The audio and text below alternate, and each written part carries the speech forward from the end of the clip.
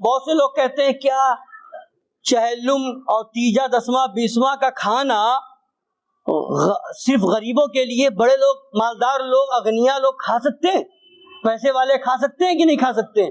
اور کچھ لوگ اس کو بھی لے کے پھیلاتے ہیں کہ نہیں وہ جائز نہیں ہے، یہ صرف فقیروں کا حق ہے، یہ غریبوں کا حق ہے، مالداروں کو کھانا جائز نہیں ہے، اس طرح کی بات آتی۔ اور یہ بھی لاتے ہیں کہ اس کے کھانے سے دل مردہ ہوتا ہے، یہی بات لاتے ہیں۔ اب یہ اعلیٰ حضرت کے بس یہ مسئلہ بتا دوں آپ کے سامنے، بس اپنی بات مکمل کروں۔ درود پاک پڑھیے، اللہم صلی علی سیدنا و نبینا و شفیعنا و حبیبنا و مولانا محمد معدن الکرم و آلہ الکرام و ابنہ الکریم و امتہ الکریمۃ وبارک وسلم۔ سوال آیا اعلیٰ سرکار کی بارگاہ میں، کیا فرماتے علماء دین اس مسئلے میں کہ اگر کوئی شخص مرے اور اس کے گھر والے چہلم کا کھانا پکائیں اور جو برادر یا غیر ہو ان سے کہیں کہ تمہاری دعوت ہے تو وہ دعوت قبول کی جائے یا نہیں، اور کھانا کیسا ہے؟ اب اس کا جواب دیتے ہیں، فرماتے ہیں الجواب اللہم ہدایت الحق والصواب۔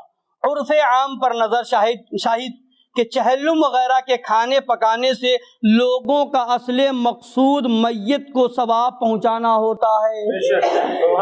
اصل مقصد کیا ہوتا ہے؟ میت کو ثواب پہنچانا، اسی غرض سے یہ فعل کرتے ہیں، اسی غرض سے یہ فعل کرتے ہیں، لہذا اسے فاتحہ کا کھانا، چہلم کی فاتحہ وغیرہ کہتے ہیں، اسی وجہ سے اس کو یہ کہتے ہیں۔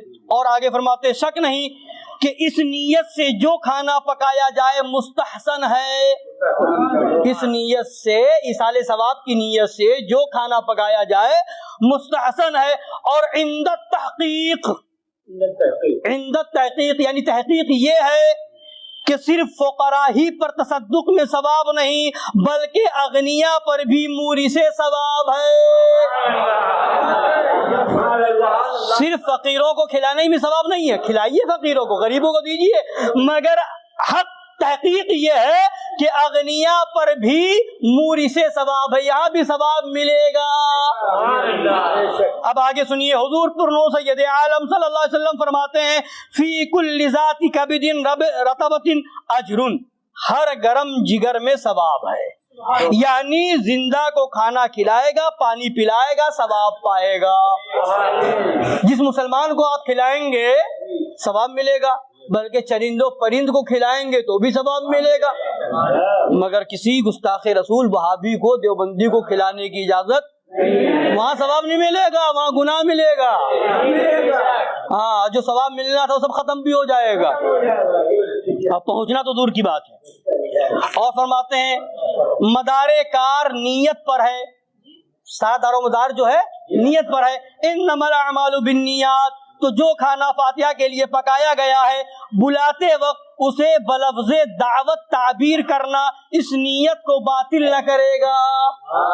کہتے ہیں نا دعوت نہیں کرنی چاہیے، یہ تو شادی بیاہ میں دعوت ہوتی ہے، یہ لاتے ہیں۔ اعلیٰ فرماتے ہیں بلانے کے ٹائم اگر دعوت کہہ بھی دیا تو نیت تو ثواب پہنچانے کی ہے، اصل مقصود تو ایصال ثواب ہے، لہذا دعوت کا لفظ اگر کہہ بھی دیا تو نیت باطل نہیں ہوگی، نیت باطل نہیں ہوگی۔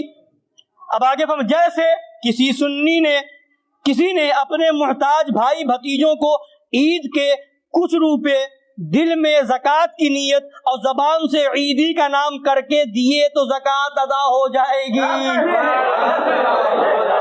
کوئی خاندان کا کوئی غریب ہے، محتاج ہے، تو دل میں نیت زکوٰۃ کی ہے، زبان سے کہہ دیا عیدی ہے رکھ لو، تو اب زبان سے کہنے سے وہ دل کی نیت باطل نہیں ہوگی، زکوٰۃ ادا ہو جائے گی۔ تو ویسے ہی نیت ثواب پہنچانا ہے، ایصال ثواب ہے، تو اگر دعوت کہہ کر کے بلا لیا تو اب یہ باطل نہیں ہو جائے گا، ثواب ملے گا اور ثواب وہاں پہنچے گا۔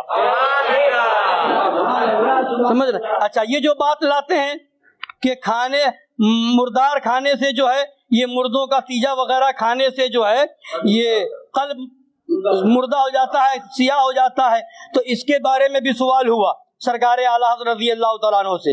اب اس میں یہ فرمایا سرکار اعلیٰ حضرت رضی اللہ تعالیٰ عنہ نے، درود شریف پڑھی بتاؤں، اللہم صلی علی سیدنا و امتہ الکریمۃ وبارک وسلم۔ اسی میں فرمایا کہ یہ اس کے لیے ہے، اسی 9ویں جلد میں ہی ہے، فرمایا کہ یہ اس شخص کے لیے ہے طعام المیت یمیت القلب، کہ میت کا کھانا دل کو مردار کر دیتا ہے۔ یہ کس کے لیے؟ یہ اس کے لیے ہے جو اس کی تمنا رکھتا ہے، جو اس کی تمنا اور آرزو رکھتا ہے۔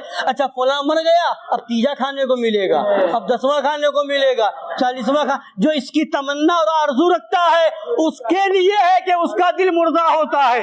اور تمنا اور آرزو تو نہیں ہے، مگر ہمارے بھائی نے بلایا کہ چلو کچھ پڑھ دو، کچھ محفل ہو جائے، اِیصال ثواب ہو جائے، اور جو ہوگا وہ کھلایا جائے گا۔ تو اب یہاں تمنا نہیں کی تھی، بھائی نے بلایا ہے، سنی بھائی نے بلایا، ہم چلے گئے، وہاں پر جو کچھ تھا کھایا پیا، تو اس میں دل مردہ نہیں ہوتا ہے۔ کھانا بھی جائز ہے، کھلانا بھی جائز ہے۔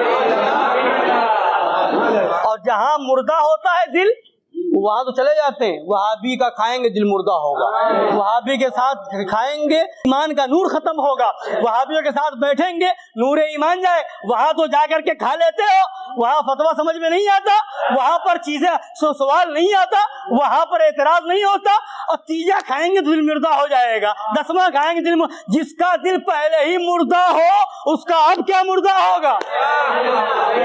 اگر مردہ نہ ہوتا تو وہابی کے ساتھ نہ کھاتے، دیوبندی کے ساتھ نہ کھاتے، رافضیوں کے ساتھ نہ کھاتے۔ دل تو اس کا زندہ ہے جو وہابیوں سے دور ہے، دیوبندیوں سے دور ہے، رافضیوں سے دور ہے۔ اور نعرہ یہ ہے کہ دشمن احمد پہ شدت کیجئے، ملحدوں کی کیا مروت کیجئے، غیظ میں جل جائیں بے دینوں کے دل، یا رسول اللہ کی کثرت کیجئے۔ اللہ تعالیٰ ایمان پر رکھے، ایمان پر خاتمہ بالخیر نصیب فرمائے۔